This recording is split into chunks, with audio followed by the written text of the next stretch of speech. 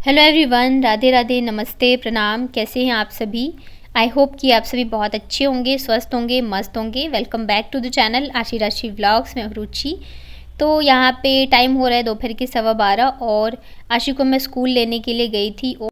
और धूप इतनी ज़्यादा रहती है ना कि मतलब अगर आप 1 मिनट भी खड़े रह जाओ धूप में तो हालत ख़राब हो जाती है।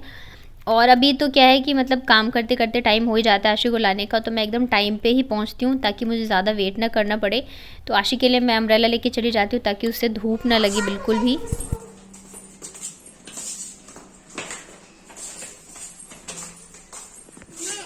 हटो हटो, मैं खोल दे रही हूँ, हटो। आ जाओ आशी, बाहर आओ तुम। बाहर आ गई दीदी, छोटा दीदी आ गई। चलो ऊपर चलो, चलो ऊपर चलो। नहीं नहीं नहीं, बाल में नहीं, चलो ऊपर चलो। चलो दोनों ऊपर। आशी ऊपर, चलो चलो जल्दी चलो। नहीं आगे देखे चलो, गिर जाओगी नहीं तो सोचो ना।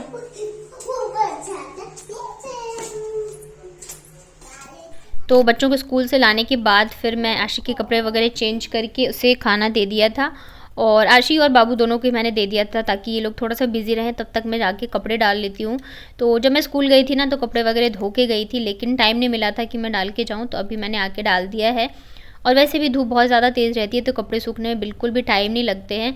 और फिर मुझे ये था ना कि धूप है तो बच्चों मतलब मेरे साथ छत पे ना आए, क्योंकि गर्मी बहुत ही ज़्यादा हो रही है। बाहर तो गर्मी है जैसे धूप है तो, लेकिन अंदर का मौसम जो है ना वो मतलब टेबल फ़ैन भी चल रहा है अभी।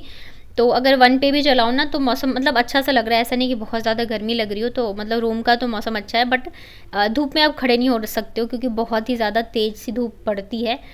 और कपड़े अब डेली के मेरे हो जाते हैं तो मैं सोचती हूँ डेली की डेली ही निकाल दूँ, क्योंकि हाथ से धोना रहता है। अगर इकट्ठे हो जाते हैं ना, एक दिन भी ना धो तो अगले दिन फिर हालत ख़राब हो जाती है। जैसे जिस दिन मुझे बेडशीट वगैरह धोने हो तो उस दिन फिर मैं क्या करती हूँ, एक दिन का गैप ले लेती हूँ, नहीं तो फिर मतलब हाथ से धोते धोते हालत ख़राब हो जाती है कपड़ों की।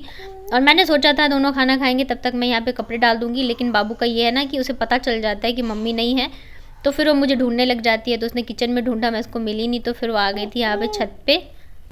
और छत पे भी आती है ना तो ऐसा नहीं रहे कि वो छाँव में खड़ी रहेगी, फिर जहाँ पे धूप रहेगी वो वहीं पे जाएगी, या तो रेलिंग के पास चली जाती है। तो फिर मुझे डर लगता रहता है कि कहीं गिर ना जाए।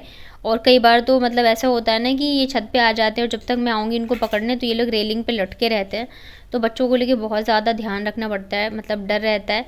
और ये देखो इसके इसका ड्रेस फ्रॉक पहन रखा है, नीचे पजामे, और फिर शूज़ पहन के घूम रही है। और यहाँ पे इसलिए खड़ी है क्योंकि सामने वाले मकान में बच्चे रहते हैं ना, तो ये उनसे बातें करते रहते हैं, खेलते रहते हैं। तो बस वो उसे ही बुला रही थी बाबू बाबू करके, जबकि वो इससे बड़ी है, लेकिन फिर भी।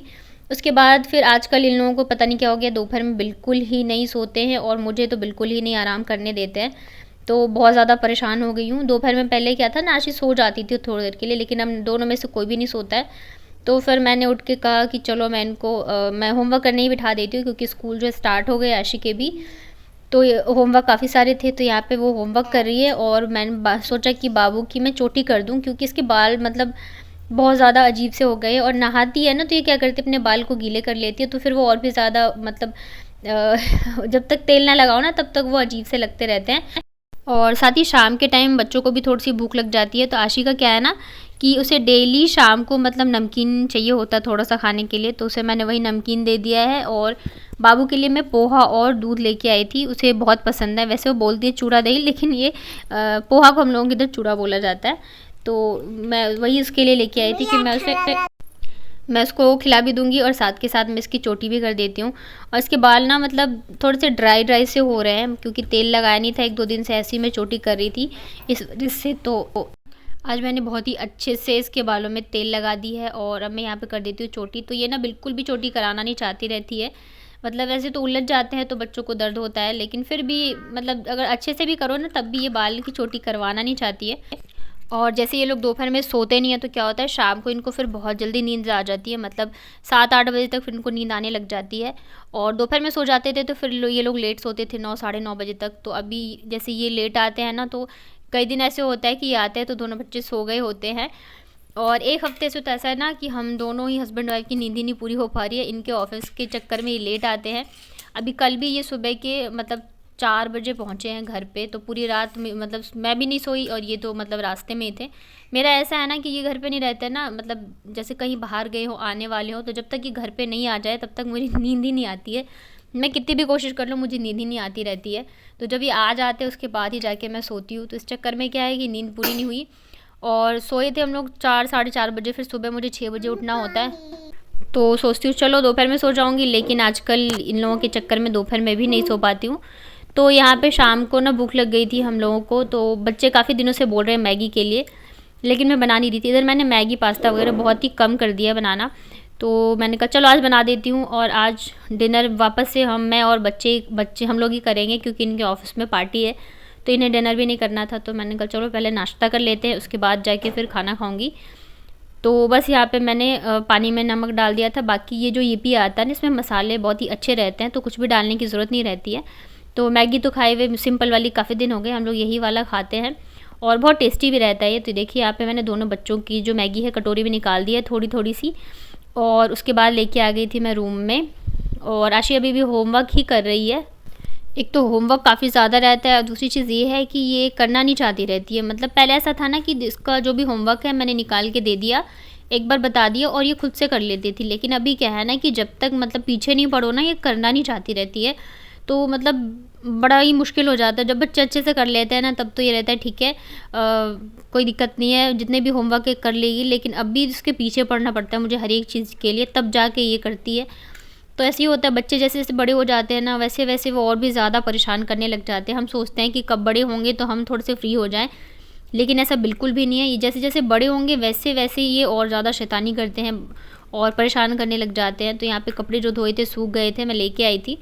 मैंने सोचा मैं इन्हें फ़ोल्ड करके रख लेती हूँ, और फ़ोन में स्पेस की वजह से बस मैं शूट ही कर रही थी, इतने में मेरा फ़ोन जो है बंद हो गया, क्योंकि स्पेस ही नहीं था। बहुत ही मुश्किल से मैं शूट करती हूँ थोड़ा थोड़ा करके, बिल्कुल ही जगह नहीं है इस वाले फ़ोन में, और वो पता नहीं कब बन के आएगा। तो बस अभी तो ऐसा ही चल रहा है। कब जाके मैं सारी चीज़ें सही कर पाऊँगी पता नहीं। एक चीज़ अच्छा सोचती हूँ तो फिर कहते हैं ना, आप एक कदम आगे बढ़ो तो पीछे 3 कदम हो जाते हो, वही चल रहा है मेरे साथ। बट ठीक है, कोई बात नहीं, समय की बात है, कभी अच्छा होता है तो कभी बुरा होता है, वही है। तो बस यहाँ पे मैं फटाफट से कपड़े वगैरह फ़ोल्ड करती हूँ। और बाबू जो है वो अलमारी में जाके बैठी हुई है। उसका सबसे जो फेवरेट प्लेस है ना रूम का, वो वही है अलमारी में। पूरे टाइम वो अलमारी में ही बैठी रहती है, कपड़े निकाल के उसका जो मन करेगा वो पहन लेती है। और यहाँ पे इसके ना सारे होमवर्क हो गए थे, बस एक हिंदी का रह गया था, तो वो करने को वो राज़ी ही नहीं थे बिल्कुल भी। तो बड़ी मुश्किल से होमवर्क कराया है, क्योंकि फिर मुझे डिनर की तैयारी करने के लिए जाना होगा। तो मैं अगर इसे छोड़ के जाऊँगी ना, तो होमवर्क इसी चक्कर में जो है ना इसका कभी कभी छूट जाता है, क्योंकि ये करती नहीं रहती है। और कभी मैं किसी काम में लग गई या कुछ, तो इस चक्कर में ये होता है कि होमवर्क जो है इसका वो छूट जाता है।